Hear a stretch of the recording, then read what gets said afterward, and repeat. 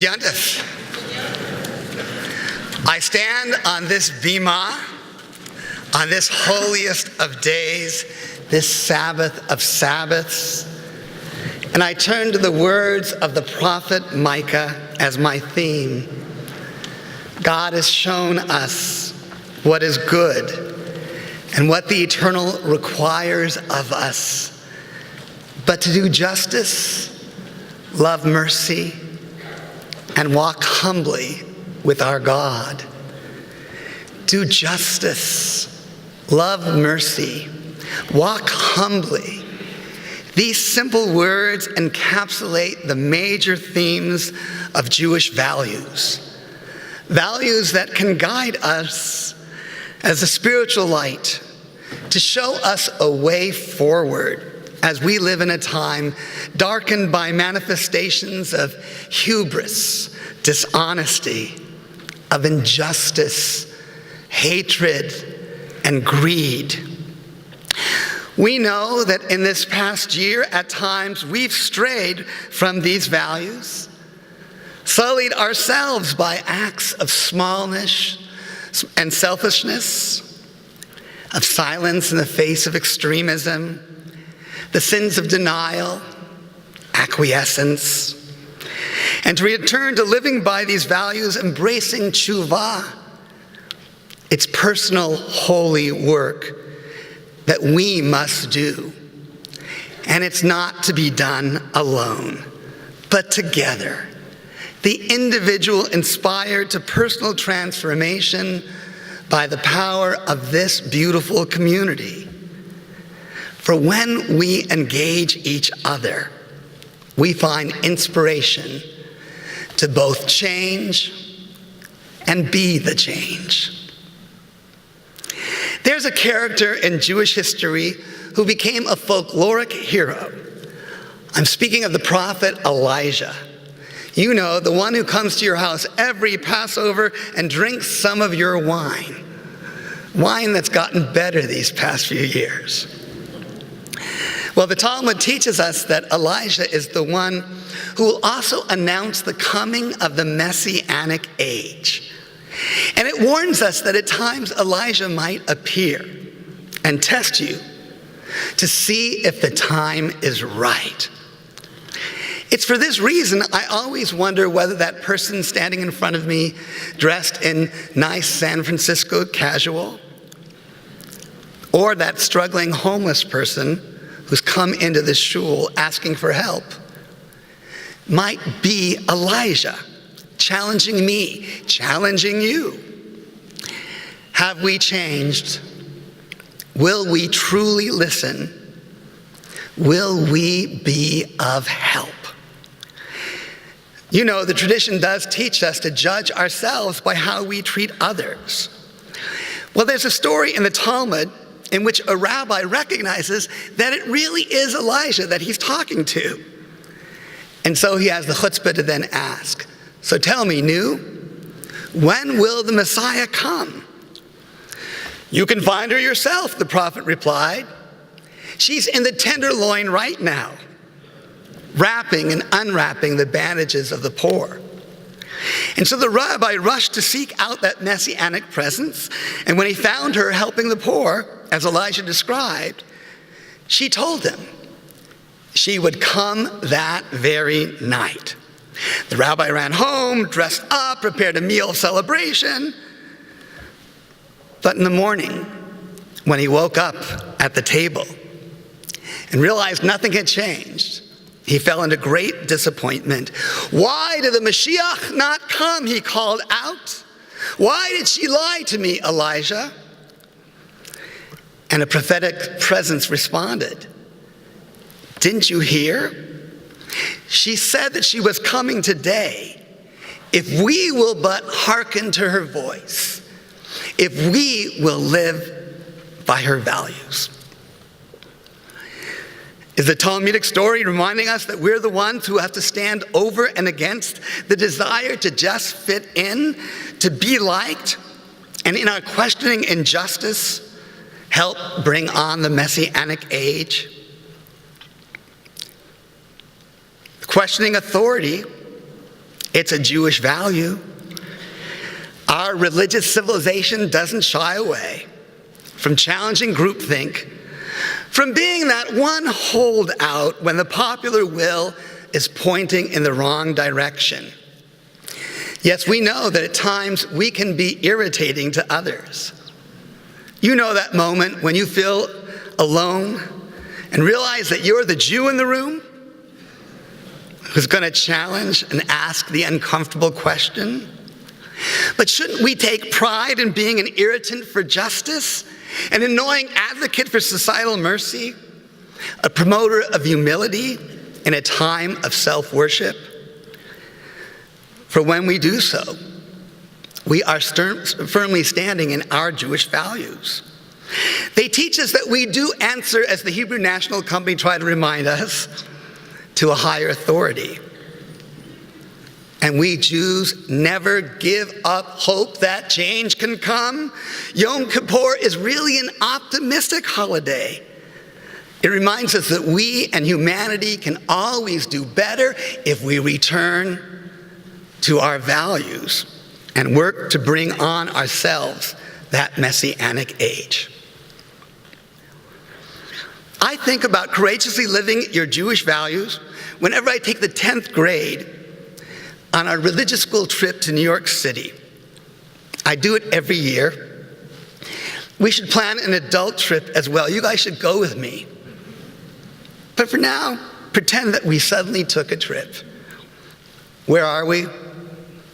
We're in southern Manhattan, where the primary symbols of democracy and capitalism stand just a few feet away from where the very first Jews entered this country in 1654. They were Sephardic Jewish refugees fleeing the impending Inquisition in Recife, Brazil. And the points we're standing by, their proximity is not coincidental.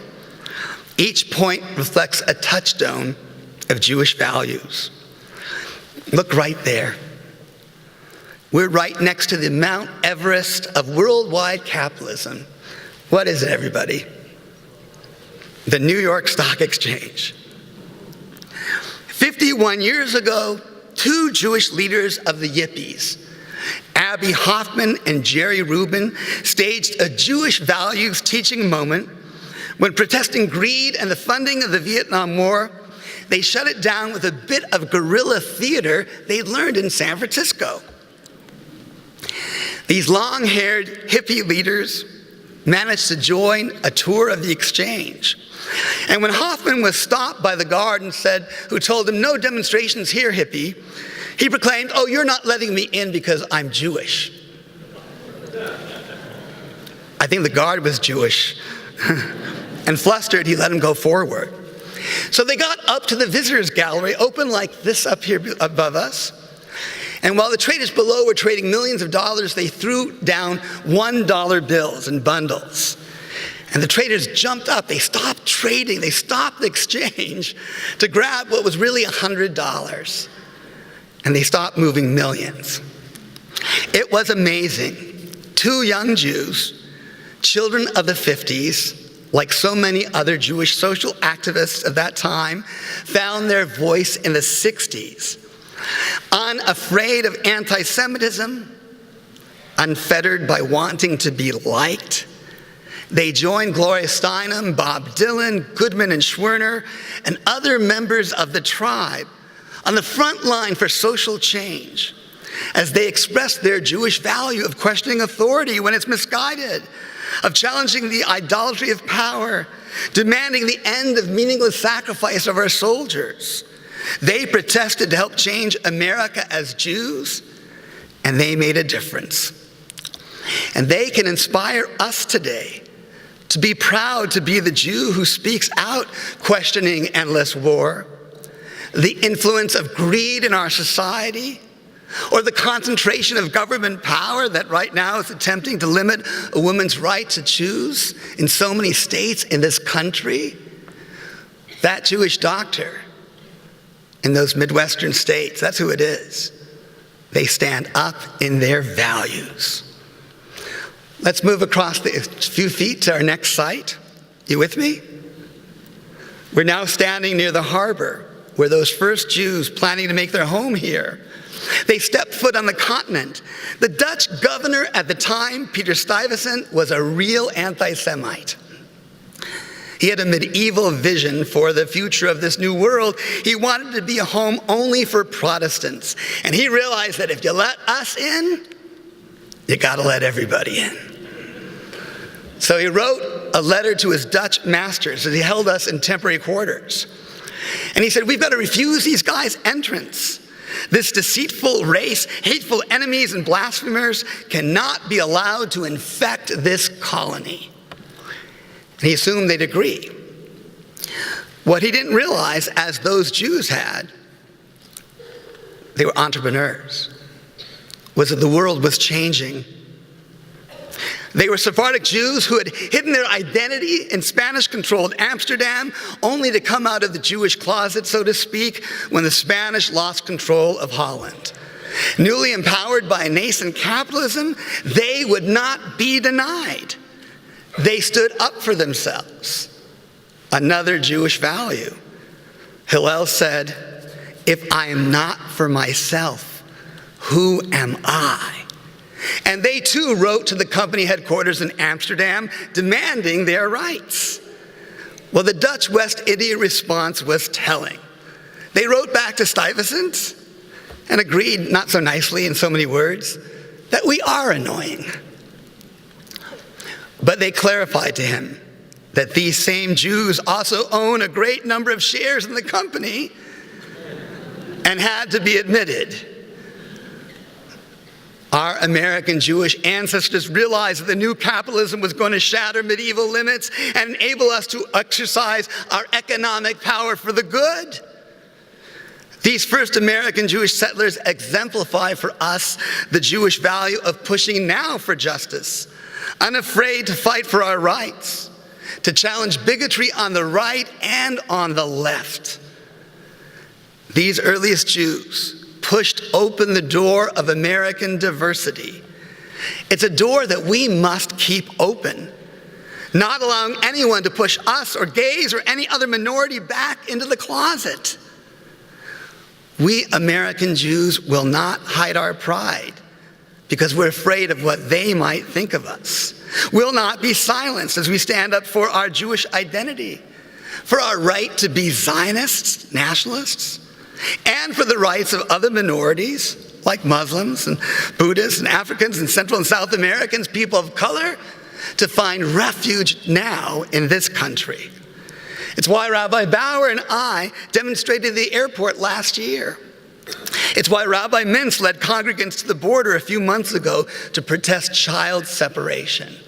We can't be silent. Ready for our last stop? It's the statue of George Washington, right next to the same place. It's pretty cool. Where he was sworn in as the first president of the United States and where the first Congress met.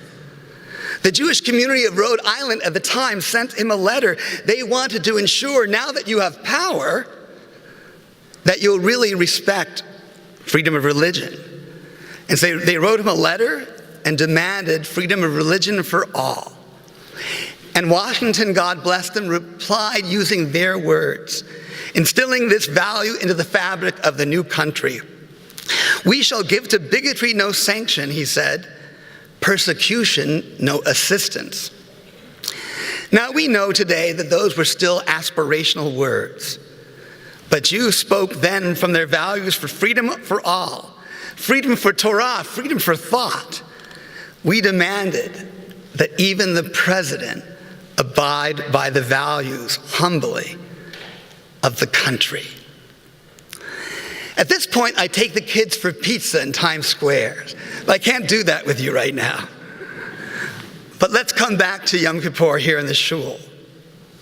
Here we have a Torah of values that's always inspired us, both in times of blessing and in times of challenge. And these values must drive us forward today towards hope, just as they drove Jewish generations of the past. To our ancestors, the prophet Isaiah said, "Listen to me, you who pursue justice. Look to the rock, you are hewn from. Rouse yourself, awake, awake, O Zion. Clothe yourself with strength. Loose the bonds from your neck, for you shall be established through righteousness. And so let us not be afraid, even as we ourselves stand on different sides of the political aisle, to do what Jews have always done, pursuing justice, loving mercy, and walking humbly with God. Let us work to protect civil liberties. For do we not know what it was like when the gates of refuge were closed to us?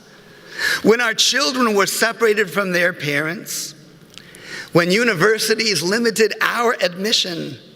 When employers had Jewish glass ceilings?